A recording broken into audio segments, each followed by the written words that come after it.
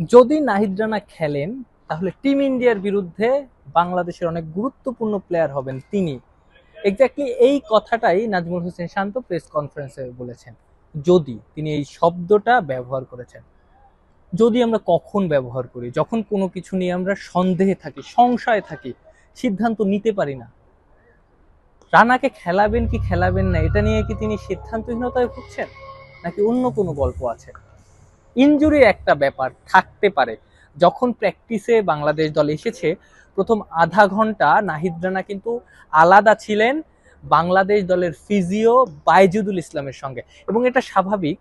যখন যে কোনো ম্যাচের আগে বাংলা দল বা যে কোনো দল অনুশীলন করে তখন কিন্তু ফিজিওরা প্রতিটা ক্রিকেটারকে চেক করেন যে তারা আসলে ফুললি ফিট কিনা, এবং সেই চেকটা কিন্তু ম্যাচের দিন সকালে, ম্যাচের দিন স্ট্রেচিং এর সময়, অনুশীলনের সময় থাকে। তো নাহিদ রানাকে ওরকম একটা চেক করানো হতে পারে। তবে যে ব্যাপারটা ছিল তিনি আলাদা স্ট্রেচিং করছিলেন, এবং যে ব্যাপারটা ছিল ফিজিওকে তিনি বল করছিলেন, ফিজিও একটা গ্লাভস হাতে, বেসবলের গ্লাভস হাতে সেই বলটা ক্যাচ নিচ্ছিলেন, আর নাহিদ রানা সেই বলগুলো করছিলেন। ফিজিও হয়তো বোঝার চেষ্টা করছিলেন তিনি আসলে ওই ফুল প্রেশারটা দিতে পারছেন কিনা। আমি নাহিদ রানার কথা বলছি।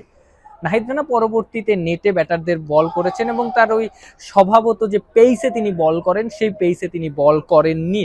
হতে পারে ম্যাচের আগের দিন তিনি এক্সট্রা প্রেশার নিতে চাননি, কিংবা অন্য আরেকটা ব্যাপারও থাকতে পারে, তিনি হয়তো নিতেও পারেননি প্রেশারটা, তার শরীর হয়তো ওই সায়টা দিচ্ছে না। কারণ টানা ম্যাচ খেলার উপরে আছেন, এবং শরীরের উপর তো আসলে কারো হাত নাই। হয়তো এই মুহূর্তে সেই সমস্যাটাই নাহিদ রানা পড়েছেন, তাই শান্ত একটু দ্বিধাদ্বন্দ্বে ভুগেছেন, কিংবা ওই যদি শব্দটা ব্যবহার করেছেন বারবার। এর বাইরে আর একটা ব্যাপার হতে পারে কম্বিনেশন। যেহেতু দুবাইয়ের এই উইকেটটা একটু স্পিন ফ্রেন্ডলি হতে পারে বলে সবাই ধারণা করছে, ইন্ডিয়া 5 জন স্পিনার এই একাদশ তাদের স্কোয়াডে রেখেছে, এই কারণে এই সন্দেহটা আরো বেশি জোরালো হয়েছে। তাই বাংলাদেশ দল হয়তো একটু বেশি স্পিন নির্ভর হতে পারে। রিশাদ হোসেন এবং নাসুম আহমেদ দুইজনকেই খেলানো হতে পারে।